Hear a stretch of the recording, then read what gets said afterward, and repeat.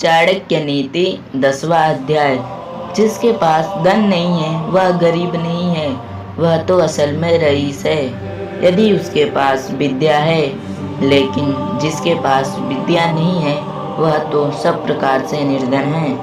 हम अपना हर कदम फूंक फूंक कर रखें, हम छाना हुआ जल पिएं, हम वही बात बोले जो शास्त्र समस्त है, हम वही काम करें जिसके बारे में हम सावधानी पूर्वक सोच चुके हैं। जिसे अपने इंद्रियों की दृष्टि चाहिए वह विद्या अर्चन करने के सभी विचार भूल जाए, और जिसे ज्ञान चाहिए वह अपने इंद्रियों की दृष्टि भूल जाए।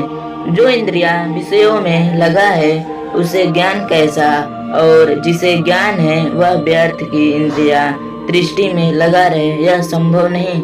वह क्या है जो कभी कल्पना में नहीं आ सकता? वह कौन सी बात है जिसे करने में औरत सक्षम नहीं? ऐसी कौन सी बकवास है जो दारू पिया हुआ आदमी नहीं करता? ऐसा क्या है जो कौवा नहीं खाता? नियमित एक भिखारी को राजा और राजा को भिखारी बनाती है। वह एक अमीर आदमी को गरीब और गरीब को अमीर। भिखारी यह कंजूस आदमी का दुश्मन है। एक अच्छा सलाहकार एक मूर्ख आदमी का शत्रु है।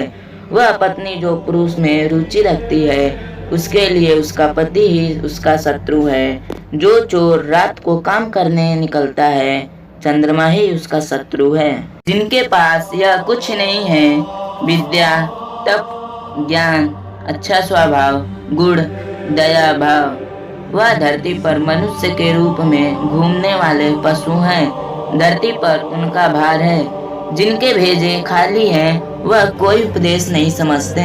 यदि बांस को मलय पर्वत पर उगाया जाए तो भी उसमें चंदन के गुण नहीं आते। जिसे अपनी कोई अकल नहीं उसकी शास्त्र क्या भलाई करेंगे। एक अंधा आदमी आईने का क्या करेगा?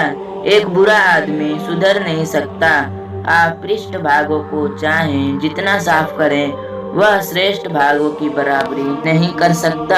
अपने निकट संबंधियों का अपमान करने से जान जाती है, दूसरों का अपमान करने से दौलत जाती है, राजा का अपमान करने से सब कुछ जाता है, एक ब्राह्मण का अपमान करने से कुल का नाश हो जाता है।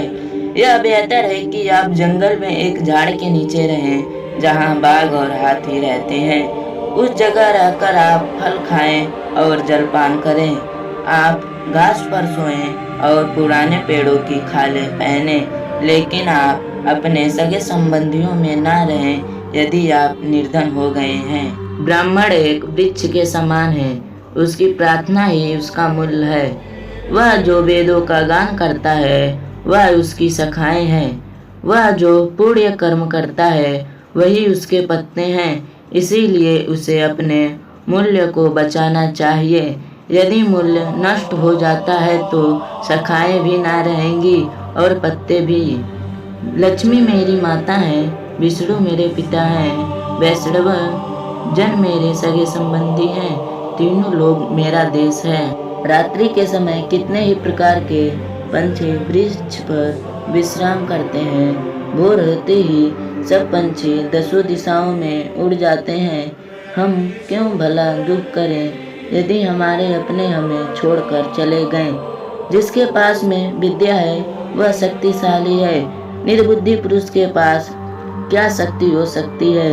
एक छोटा खरगोश भी चतुराई से मदमस्त हाथी को तालाब में गिरा देता है। विशंबर तू सबका पालन करता है, मैं मेरे गुजारे की क्यों चिंता करूं, जब मैं मन तेरी महिमा गाने में लगा हुआ है। आपके अनुग्रह के बिना एक ममता की छाती से दूध नहीं बह सकता और शिशु का पालन नहीं हो सकता है। हरदम चाहे सोचता हूँ, है यदुवंशियों के प्रभु, है लक्ष्मीपति मेरा पूरा समय आपकी ही चरण सेवा में खर्च करता हूँ।